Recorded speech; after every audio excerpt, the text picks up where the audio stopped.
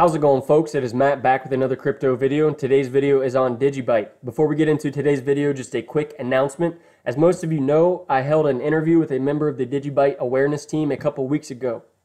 Since then, I've been asked to join the team, so now I am officially a member of the DigiByte awareness team, and I am honored to be a part of the team and help them spread awareness about this amazing project. And as far as my role, basically I'm going to be doing the same exact thing that I'm already doing, and that is creating videos to share the latest news about DigiByte to the community, upload them on YouTube.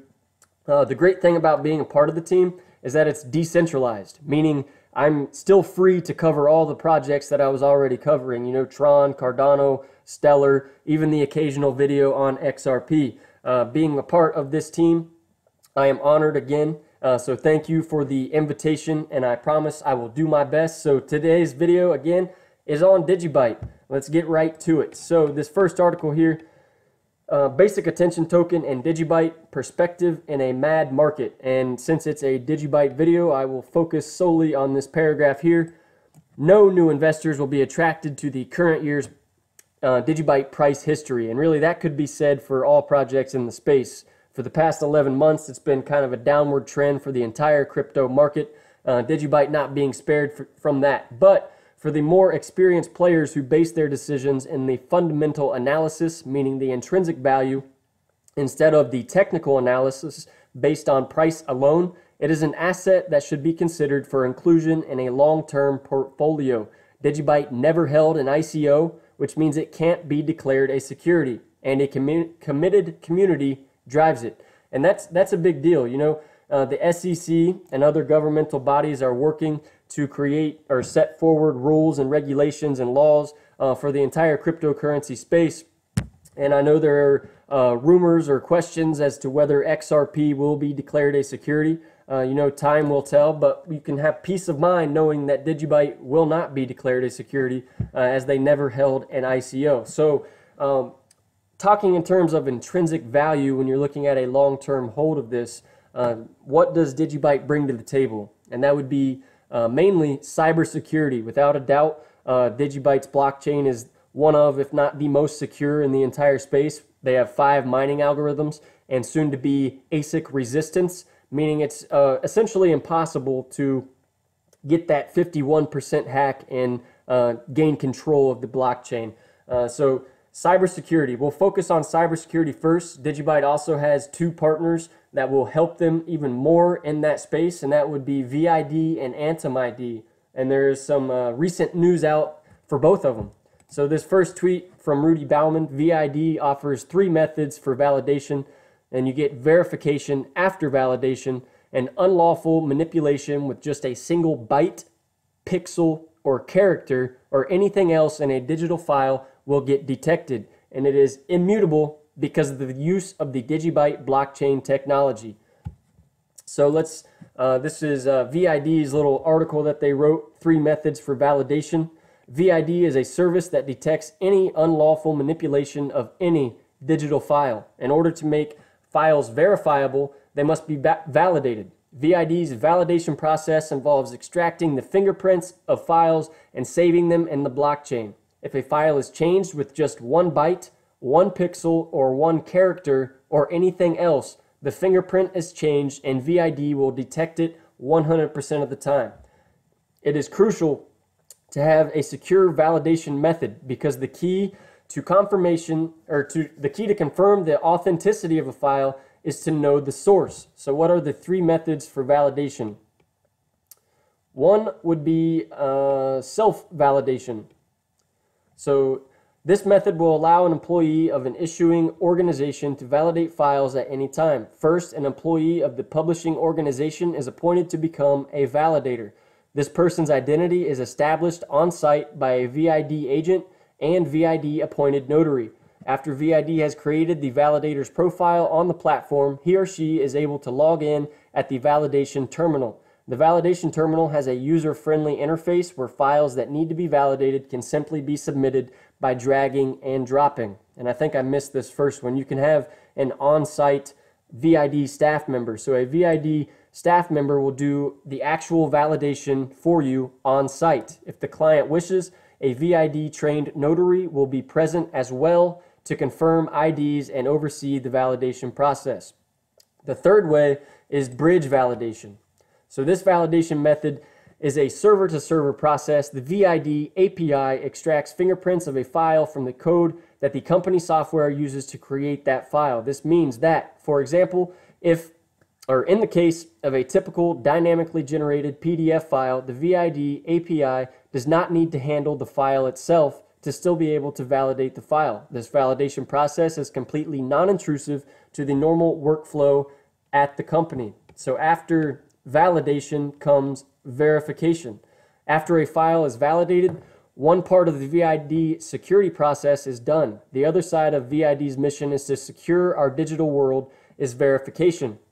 This is where files can be checked for authenticity. This live demo shows how fast and easy the VID file verification works. As you can see, a validated file can be verified in 5 seconds by any recipient with internet access. And this video isn't loading. I don't have internet access out here in my garage apparently, but it really is a 5-step process. The video showed the user using a laptop with the VID technology. They simply drag a file over to it, and then within 5 seconds you get the little green check mark knowing that it is verified and has not been altered. And with the technology, any files that are uploaded, you are free to copy them, make new copies, and even change the name, and it will not lose its verification status. Only if a single character, byte, or pixel within the document itself is changed, then it will alert you and let you know that the file has been changed and is no longer the original copy. So this is a look at VID's Twitter page. They have a short video here. The VID validation service uses blockchain technology to end document fraud. And it's a quick 1.5-minute-ish video. And basically ending fraud, forged diplomas, they've editing pictures or scientific data. If you store it on DigiByte's blockchain using VID, you will know 100% that the document is authentic. And if someone ever changes it, you'll know immediately within 5 seconds of checking it. So switching to AntumID. This is AntumID's Twitter. They had an announcement, public release of Open AntumID open source project based on the DigiByte DigiID technology with support services. DigiID integration becomes Open AntumID. So we'll take a look at their newsletter that they released. So DigiByte DigiID becomes Open AntumID. Open AntumID is a successor to the DigiID for the integration part. Through the partnerships between Antum and DigiByte, the DigiByte awareness team, we can offer complete open source solutions for governments and nonprofit organizations. In addition to the open source solutions, full commercial solutions are available that provide support and an annual cost as well as transaction costs depending on the service purchased. Open AntumID and Open AntumID SOAP will ensure that the integration of this technology can happen much faster. Open AntumID SOAP can be used in various programming languages. I won't read them all here. I'll highlight them for you. And on various platforms that can use the SOAP protocol. This way, Windows applications can be developed without any problems, as well as mobile apps, Linux, Mac, etc. So what is SOAP? They keep bringing up SOAP. SOAP is a simple object access protocol. It is a messaging protocol that allows programs that run on disparate operating systems such as Windows and Linux to communicate using hypertext, the HTTP. So basically it's a communication channel. That's its use cases as or its intrinsic value rather as cybersecurity. The blockchain itself is one of the most secure, and with their partnerships with AntumID, taking the DigiID technology even farther, and VID, the validation and ending of document fraud, that is valuable, very valuable going into the future. Technology is not going anywhere. And in fact, more documents are going to be digital than they were in the past 10 years, and that's just going to continue into the future. So verifying that your document is authentic will be of paramount importance going into the future. So let's take a look at some updates on DigiByte's use as a currency. This is Rudy Bauman again saying, congratulations, UTRUST. This was after UTRUST tweeted, partnership is the new leadership. UTRUST is now the official crypto payment gateway to be provided by leading European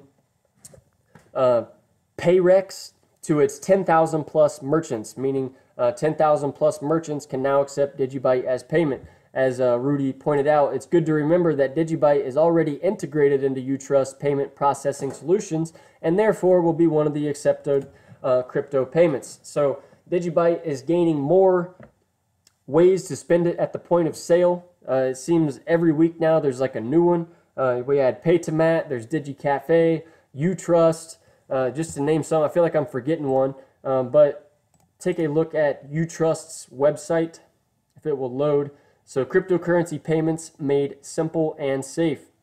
The world's first cryptocurrency payment solution to offer instant transactions, buyer protection, and crypto to cash settlements. And that's a big deal for UTRUST. You know, it converts crypto to cash instantly at the point of sale. So if the merchant wants to accept US dollars and the buyer only has DigiByte, for example, you can pay in DigiByte and the merchant will receive US dollars instantly. It does that conversion instantly to protect the merchants from the volatility of the space. You know, it was just a couple days ago, the entire market was down, and then yesterday everything was up like 10 to 20%.